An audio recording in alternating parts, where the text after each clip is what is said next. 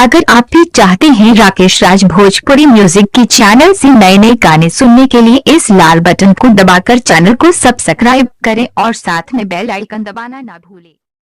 प्रिया, ये का कहता हो और तू चुपचाप बैठल बाड़ू, बोलत काहे नहीं को? रंजित सही कहत बाड़न विक्रम, हम इनकरा से शादी करे जात बानी, ओही के न्योता देवाइल बानी। काल हमनी के मंगनी ह। सेनूर लेके दौड़ले हमरे नाम के पीछे और मैं जे तेरे जइबे करे नाम के।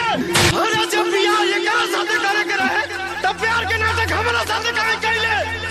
अभी आप लोग सुन रहे हैं RRB म्यूजिक भोजपुरी हिट की शानदार प्रस्तुति। दूसरा के डोली में डेंग धरो तारू, लागो ताकि जिए के पड़ी पी के हमरा दारू, के हमरा दारू, के हमरा दारू। दूसरा के डोली में डेंग धरो तारू, लागो ताकि जिए के पड़ी पी के हमरा दारू, के हमरा दारू, के हमरा दारू। दूसरा के घरवा के बनबू में हरारू, लागो ताकि जिए के पड़ी पी के हमरा दारू,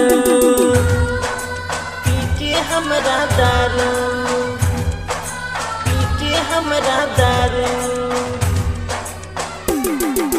डीजे मनीष रक्सौल, मनीष रक्सौल,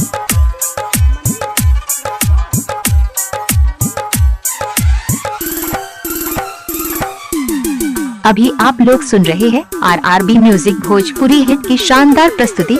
ससुरा में जाके जाने रहबू न खुश हो, निकली तो डोली हमरे ला सके जूस हो।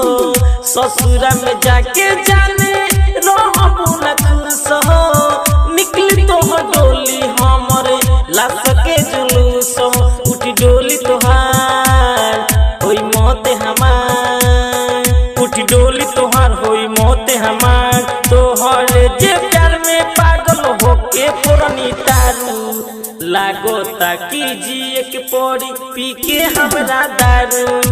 दोसरा के डोली में डेंग धरो तारू, लागो ताकि जिए के पड़ी पी के हमरा दारू, पी के हमरा दारू, पी के हमरा दारू।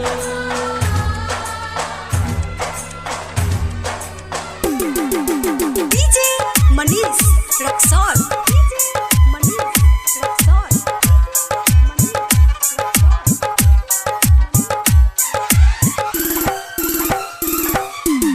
अभी आप लोग सुन रहे हैं RRB म्यूजिक भोजपुरी हिट की शानदार प्रस्तुति। दोसरा के नामा के मेहंदी रचैलू, लाइट राकेश के रानी तू भुलैलू। दोसरा के नामा के मेहंदी रचैलू, सूरज शराबी के रानी तू भुलैलू। शिवराज कहे दिल तोहर देलू, टाइगर सोनू कहे दिल तोहर देलू। अर्जुन भैया रोज हमसे हाल पूछता रे, लागो ताकि जिए के पड़ी पी के हमरा दारू। दोसरा के डोली में डेंग धरो तारू, लागो ताकि जिए के पड़ी पी के हमरा दारू, पी के हमरा दारू।